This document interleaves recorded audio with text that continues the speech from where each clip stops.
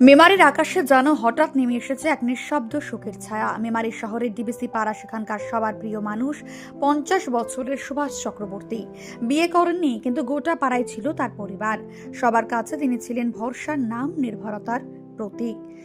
3রা মে একটা সাধারণ দিনই ছিল, কিন্তু সেই দিনই যেন লিখে দিল এক অপ্রত্যাশিত পরিণতি। এলাকারই এক ব্যক্তি খোকনের স্ত্রীর মৃত্যুর পর শেষকৃত্যের জন্য সবাই যায় ত্রিবেণী শ্মশানে।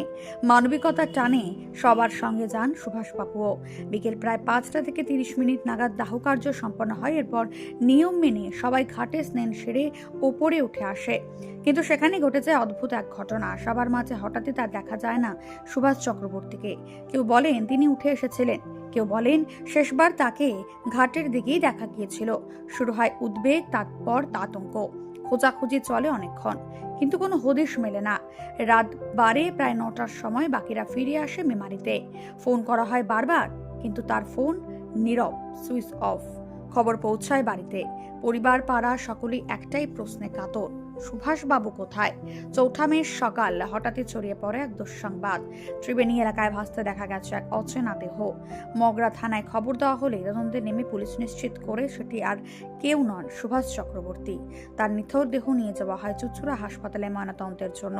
আজ পুরো মেমারি স্তব্ধ। একজন নীরব, ভদ্র, সবার প্রিয় মানুষ এভাবে হঠাৎ হারিয়ে যাবেন কেউ ভাবতেও পারেননি।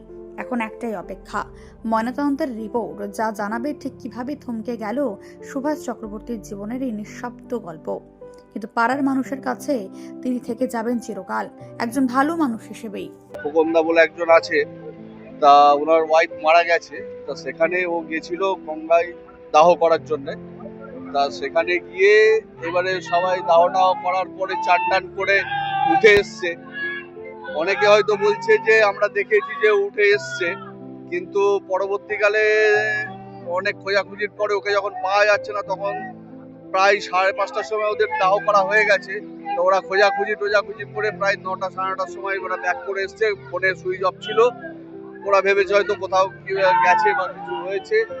তা সেই হিসেবে করার পরে ওরা তো ফিরে চলে এসছে। বাড়ির লোকও বোধহয় সারা রাত ধরে কাল ফোন করেছিল, ফোনে সুইচ অফ ছিল। যাই হোক, এখন আজকে সকালে ত্রিবেণী ঘাটে একটা বডি ভেসে উঠেছে দেখে আমরা এখান থেকেও সবাই ওখানে করেছিলাম মগরা থানায় বা জিআরপিতে, যে কোনো বডি এরকম আছে কিনা। তো ওরা তখন খবর দেয় যে এরকম একটা বডি গঙ্গায় রয়েছে। তা সেই বডি পরে গিয়ে দেখা যায় যে ওখানে তোমার ওই ছেলেটি আমাদেরই ভাই শুভর বডি। কি থেকে হয়েছে বলে আপনার অনুমান? কি থেকে হয়েছে বলে এখন হয়তো গঙ্গায় নেমে হয়তো কোনো চান করতে গিয়ে হয়তো তুলিয়েই যেতে পারে বা কিছু, সেটা তো হয়তো অনেকে স্লিপ খেয়েও পড়ে যেতে পারে। হ্যাঁ, সেটা তো এখন ঠিকভাবে বোঝা যাচ্ছে না কি হয়েছে। দেহ কি আনা হয়েছে? দেহ এখন আনা হয়নি। আজকে চুচুড়া হসপিটালে পাঠানো হয়েছে, ওখানে মর্গে আছে। কালকে পোস্টমর্টম হবে, তারপরে মর্গে। আপনার নাম? আমার নাম রাসবিহারী মুখার্জি। কোন জায়গায়? এটা হচ্ছে মেমারি ডিবিসি পাড়া।